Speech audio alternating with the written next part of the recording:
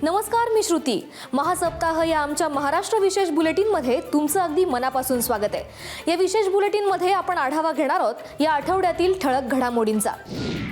अहिल्यानगरमध्ये मुख्यमंत्री देवेंद्र फडणवीस यांच्या उपस्थितीत तॉरल इंडिया कंपनीच्या सुपा येथील नव्या प्लांटचं उद्घाटन करण्यात आलं. यावेळी बोलताना देवेंद्र फडणवीस यांनी दावोसमध्ये गेल्या वर्षी 16 लाख कोटींचे करार झाले, त्यापैकी 75% करार प्रत्यक्षात आणल्याचं आवर्जून नमूद केलंय.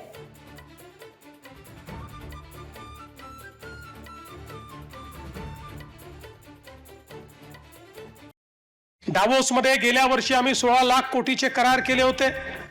त्यातले 75% करार हे त्या ठिकाणी ॲक्टिव्ह झाले, ते परिपूर्णतेकडे निघालेले आहेत.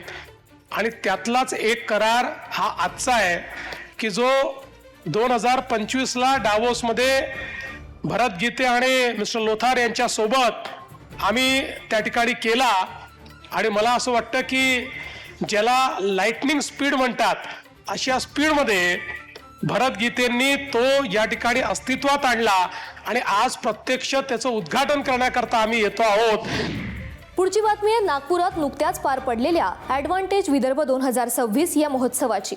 या महोत्सवात नागपूरसाठी 15,000 कोटी रुपयांच्या गुंतवणुकीचे करार करण्यात आलेत. मुख्यमंत्री देवेंद्र फडणवीस आणि केंद्रीय मंत्री नितीन गडकरी यांच्या हस्ते या करारांवर शिक्कामोर्तब करण्यात आलं. महिंद्रा अँड महिंद्रा सोबतच्या करारामुळे नागपूरमध्ये पहिल्यांदाच वाहन उद्योग दाखल होणार असून पुढील 5 वर्षात विदर्भाचा सर्वांगीण विकास साधला जाईल असा विश्वास मुख्यमंत्री देवेंद्र फडणवीस यांनी व्यक्त केला.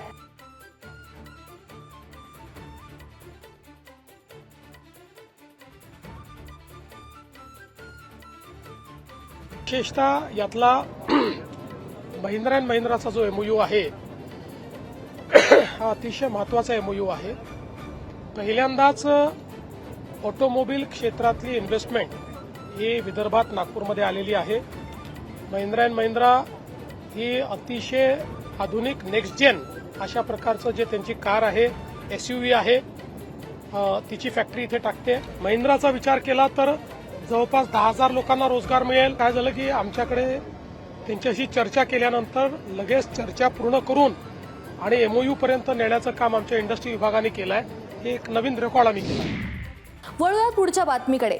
सेशल्सचे राष्ट्राध्यक्ष डॉक्टर पेट्रिक हार्मिनी आणि मुख्यमंत्री देवेंद्र फडणवीस यांची नुकतीच मुंबईमध्ये भेट झाली आहे. या भेटीदरम्यान बंदर आधारित विकास, किनारपट्टी व्यवस्थापन तसंच महाराष्ट्र आणि सेशल्स यांच्यातील सहकार्याबद्दल तसंच नव्या संधींबद्दल सविस्तर आणि सकारात्मक चर्चा पार पडली.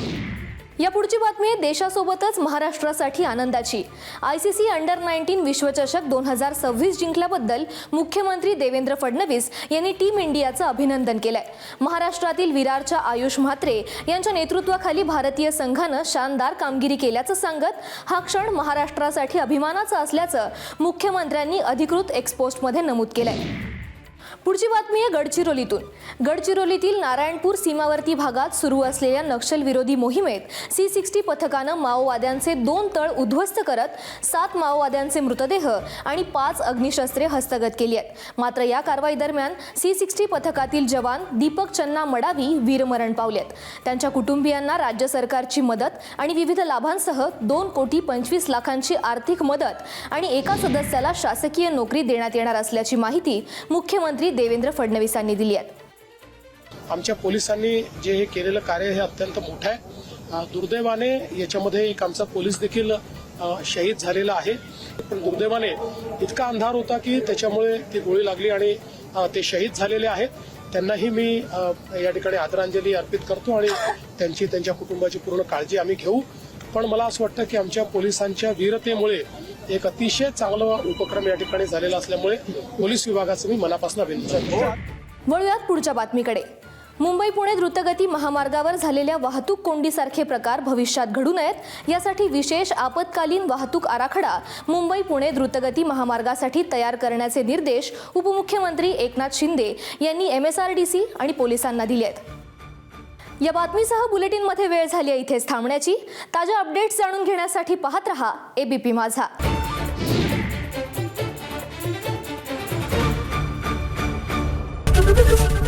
ABP माझा, उघडा डोळे बघा नीट.